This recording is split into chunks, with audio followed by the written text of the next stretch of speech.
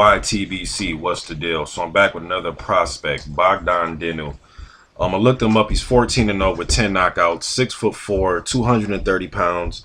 He pro debuted in 2008. First thing I noticed, he has very good hand speed, very good power. He's not your typical 6'4", 230 guy.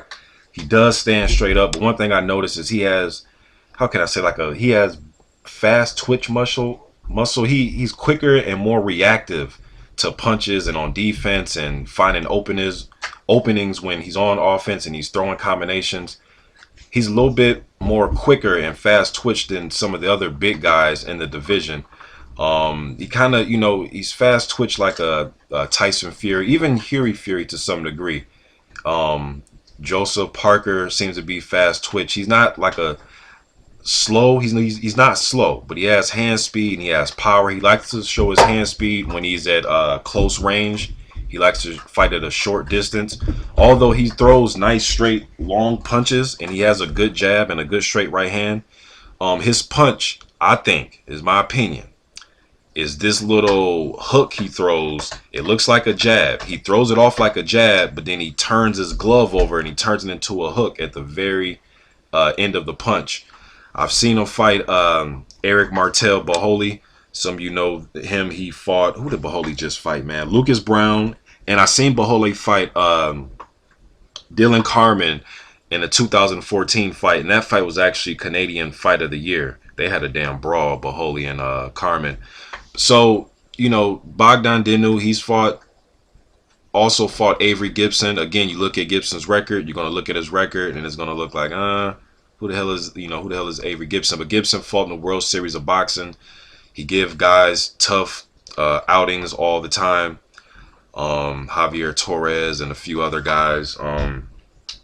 He also was in there with Michiel Wallish, another prospect who I did a video on. So Bogdan Dinu, I want to see more of him. He kind of reminds me of Erkin Tepper, but a little bit more faster. I don't know if he has the power of Tepper, but kind of like that style with the high guard comes forward. When I seen him go back, he does what a lot of guys do. He throws the high guard up and lets you get off, 4 or 5 punch combinations, and then he comes back. So I'm not too, I don't like him doing that all that much. I looked on BoxRec. They have him rated number 62. On BoxRec, they have him at 6'5". So he's either 6'5" or 6'4". Either way on BoxRec, they have him rated higher than guys who I've done videos on. The guys like Tom Schwartz, John Wesley No Fire, Travis Kaufman. He's rated above those guys, but he's rated a little bit lower than guys like Dillian White, Joey Daweko, Chris Arreola. So just to give you a feel for where BoxRec has him at. But undefeated, he's 29 years old. Now he was a standout amateur for Romania in 2007, and there was a AIBA tournament in Chicago, and him and some teammates, him and some of his Romanian teammates decided to go into a downtown Chicago and go into a Nordstrom's, I believe it was Nordstrom's, and they got caught stealing. So the Romanians, they kicked them off amateur boxing lifetime, so pretty embarrassing moment for Dinu, so I'm sure he's walking around with a chip on his shoulder wanting to prove people wrong.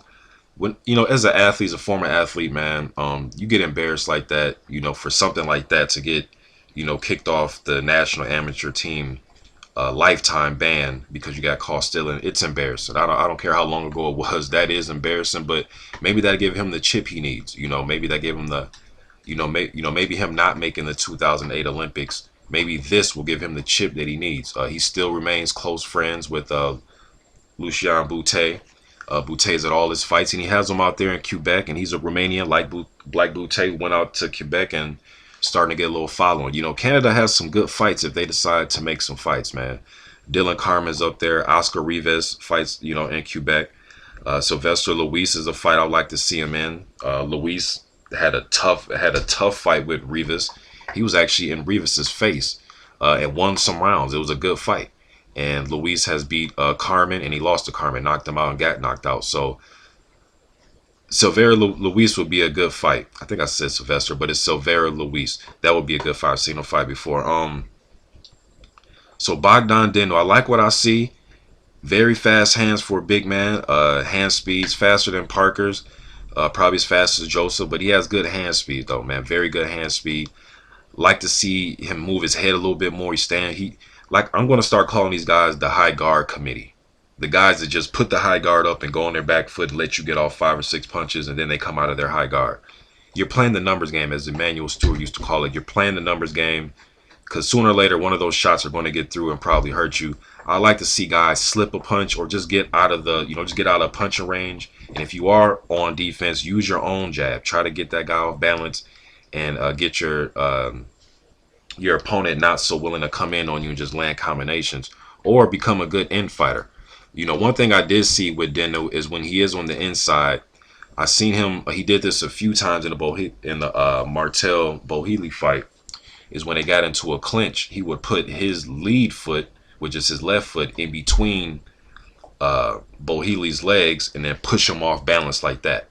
So he doesn't work inside, but you could at least tell that he knows how to position himself when he's inside to hold properly. But I like to see these guys work inside. I know I keep bringing up Riddick Bowe, but I wish Riddick Bowe can teach some of these big guys how to fight inside. But yeah, that's my prospects watch.